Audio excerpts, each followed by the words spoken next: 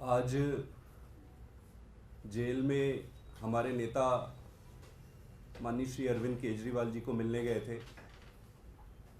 भगवंत मान साहब और मैं, हम दोनों मिलने गए थे। लगभग 30 मिनट का समय मिलता है मिलने के लिए। इस 30 मिनट में जब शुरुआती पहली बार एक दूसरे को मान साहब और केजरीवाल साहब देखे तो भगवंत मान साहब बहुत ज़्यादा भावुक हो गए। वो कुछ बोल ही नहीं पाए। थोड़े देर तक उनकी आवाज़ रुक गई और उनके आंसू टपकने लगे। फिर बातचीत शुरू हुई।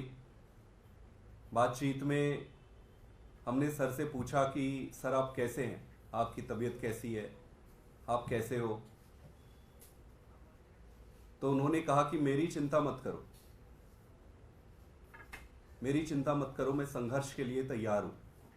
ये बताओ कि जनता कैसी है, ये बताओ कि जनता क्या कह रही है, ये बताओ कि बिजली जो फ्री मिलती थी क्या अभी भी फ्री मिल रही है, कुछ रुका तो नहीं है इस पे, कहीं पावर कट तो नहीं लग रहा। ये बताओ कि इस जो स्कूल थे क्या वो सही तरीके से चल रहे हैं, क्या वहाँ पढ़ाई हो रही है। उन्होंने पूछा कि ये बताओ कि जो अस्पताल है, मोहल्ला क्लिनिक चल रहा है, अस्पतालों में जो दवाइयाँ मिलती थी, फ्री में जो दवाइयाँ मिलती थी, क्या वो मिल रही है। सारी चीज़ें उन्होंने एक एक करके जनता के बारे में, उनके सुख दुख के बारे में पूछा। तब तक जब तक उनको संतुष्टि ना हो गई कि हाँ सारा कुछ ठीक चल रहा है, तब उनके चेहरे पर जाकर ये संतोष दिखा। हम बार बार ये पूछते रहे कि सर आप कैसे हैं, आप कैसे हैं। वो बार बार यही कहते थे, यार मेरी चिंता छोड़ो ना। और उनके मन में कई सारे प्रश्न थे दिल्ली की जनता को लेकर। वो सारा कुछ उन्होंने पूछा। हमने बताया कि सारा कुछ ठीक चल रहा है। उन्होंने 2-3 बातें मुझे कही।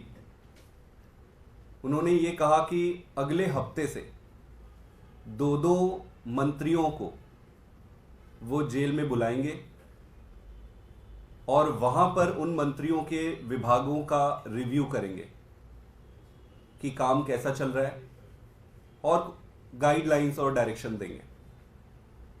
तो अगले हफ्ते से ये शुरू होगा।